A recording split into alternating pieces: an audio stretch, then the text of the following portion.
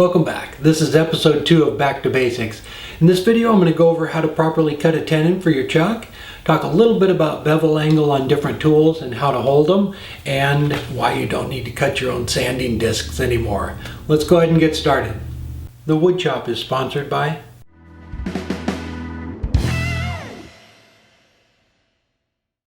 Alright, let's go ahead and start with the chuck first. I've gotten a lot of questions about chucks and specifically about workpieces popping out of the jaws, so we'll take a look at that. But before we get started, can you do me one favor? And if you have one of those little plastic rings that goes in between the chuck and the headstock there, will you run and grab that real quick for me? It's alright, I got time.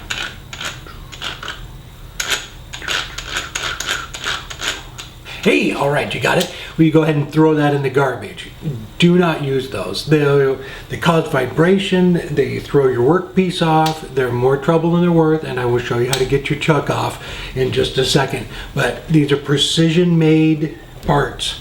They're meant to lock together. When I put my chuck on there, you snap it on, lock it onto your headstock. I'll show you how to take it off in just a sec. Let's go ahead and take a look at the proper way to cut a tenon though first. Alright, a couple things to keep in mind. When the jaws are fully closed, that's when you're going to get the most amount of contact all the way around the jaws. The further you open them up, the more it's just going to hit on the little points here and it goes out around. So you want to try and cut the tenon small enough to where you're getting pretty close. Keep in mind too, this piece is dry wood, but if you're using green wood, you need to leave a little bit more of a gap there because it's compressing the fibers as you go and you need to keep tightening the jaws up. So don't make it too close if you're using green wood.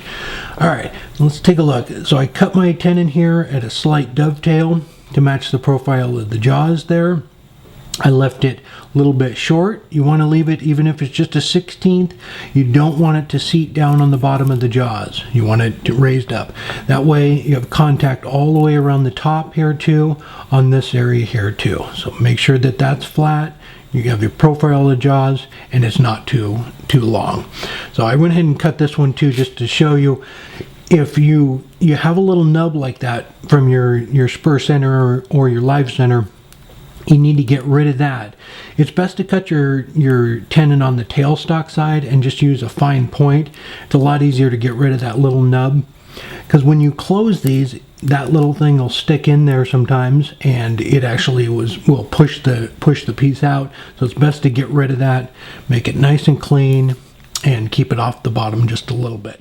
Okay, this is dry wood, and I could have brought the tenon down a little bit more, but you wouldn't be able to see in there. So you could see that it's just off the bottom, it's cut to the profile of the jaws, and then it seats all the way around on this little lip here too. And if you keep those three things in mind, that's going to give you the best hold and the least chance of your workpiece popping out of your chuck. As far as recessing the bottom of a bowl or something to expand the jaws, keep in mind, same thing. You need to cut to the profile of the jaws when you do your dovetail out. If you are going to use a recess and expand the jaws, just keep in mind that you need to have the bottom of the bowl come out a little bit before you start to go up for the sides. If you do your recess and come straight up the sides there, it's a very weak point and they're likely to break. Even if when you're done cleaning the bowl out, if you want to take some of this material down, you can do that later, but just keep a little bit of material there so it has something to support it. Okay, Steve had a question about why I hold the tools at different angles when I present it to the wood, and it's because of the angle of the bevel.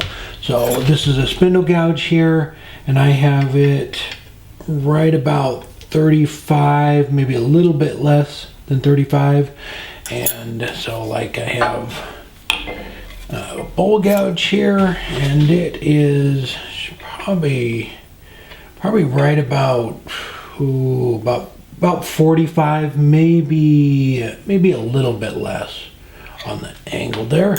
And then on the carbide cutters, they're always right on center. So I just line up the tool, hold it level across there, and have the tip right on center. Alright, so here's a spindle gouge. Same thing, bring it up to the workpiece.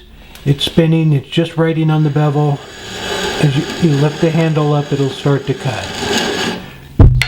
Same thing with the bowl gouge, just riding on the bevel. As you lift the handle up, it starts to cut. And even parting tool here. Same thing, ride the bevel. And on this one, generally you're coming in to part something off. So keep in mind that as you're moving in to part it off, just keep coming in like this and working your way down. Try and ride that bevel on that tool too, all the way in. So I taught a couple of classes last weekend, and two of the students were talking to me about the carbide cutters. They said they watched me use them on the video and they can't believe how good they cut, and they can't get them to cut that nice. So we went over in the class and I explained to them, and we worked on that. So I'll show you real quick. Let me bring you in here. So same thing, we were working on boxes and one of the students was trying to hollow out the inside of it, but it just going too fast. As this thing starts to go into the wood here, the cutting surface is getting bigger and bigger, and it's just too much material for any tool to clean out. So you start getting chatter on it. So just take it nice and slow. If you're trying to force the tool, it's not going to work. I'll bring you in for a close-up here, but just light little cuts. You can clean out the inside, shape the outside with this same tool. Now I have the Layspeed up 3000, so I'm just going to make a couple light little cuts and show you.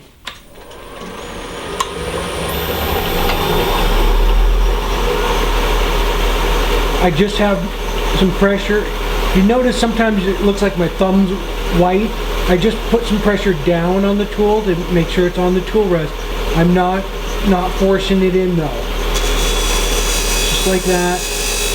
It's taking nice, light little cuts. You can see where it's just that little bit of a cutting surface. And if you start trying to go in too much, I know we're out here a little ways, but you can hear it start to chatter as it's trying to cut, you know, almost a quarter of an inch of the blade here. You hear that? It's just too much material. It's trying to take off at once.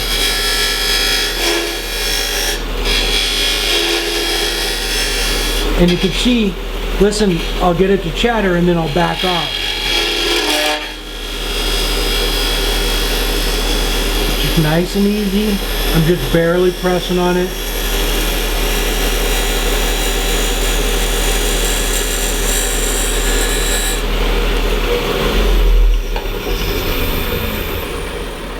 And this is end grain on a super dense wood too. Alright, how to get your chuck off after it's been locked on there, and they lock on pretty tight. So here's what I do. Don't put your key in there no matter what chuck you're using, and lock the spindle down and pull on that. It'll damage the inside of the chuck. I have this little waste block here that you've probably seen it on the back of the lathe there. That's what it's for. I just clamp it right down in the jaws like that, lock the spindle down, and pop it free. And the last thing is the sanding pads. I talked a little bit about this last month, but I had some more questions, so I thought I would clarify. So they come from Ken at Woodturners Wonders, and he sells a complete sanding kit. They come with 5 of the 3-inch, 5 of the 2-inch pads. And the reason for that is you can put, let's just say your 100 grit on there, unscrew it, grab the 120, screw it on. That way you're not peeling these on and off and damaging the little hook and loop on that. So you can set up the whole system, and then when the pad's been used up, you peel it off and change it. But it comes with 5 of the 3 and 5 of the 2-inch ones. It comes with these little intermediate pads too. They're a little bit softer. And you can also take and put on like your 3-inch pad onto, screw it right on there. If you want it a little bit softer, like I was doing the spoons the other day, and I was just made the disc a little bit bigger, but you can do that too, and it wraps right around there. All right, and one other quick thing I want to show you real quick, because years ago, everybody used to make their own little sanding discs. I did it because it was cheaper. You could, you know, just buy a 6-inch disc and trace that around for your 3-inch or your 2-inch, and because these things were expensive, they were like 50 cents a piece. But Ken has them for sale. He just put them up on his website. He sells 3-inch pads and the 2-inch pads. You can buy the complete system from 60 grit up to 600. It comes with 25 of each. Yeah, 25 of each, and it's $45 for That's all of the 2-inch and all of the 3-inch pads. It's like 400 pads. So there's, I did the math real quick. So even at that, if I get a 6-inch pad and cut 6 of them out, that one's not quite one, but if you cut 6 of them out, it's still double the price of what he's selling them for. So it's, I think it's the way to go. Yeah, I worked that out too. It's over double the price. So I would go check it out. I'll put a link down below in the description to his website. But yeah, they used to be super expensive, and that's why everybody would do this, and they would make little punches and everything to make their discs. But you don't need to anymore. It's cheaper to go get them there. All right. I hope that cleared it up. And again, these just go on the drill.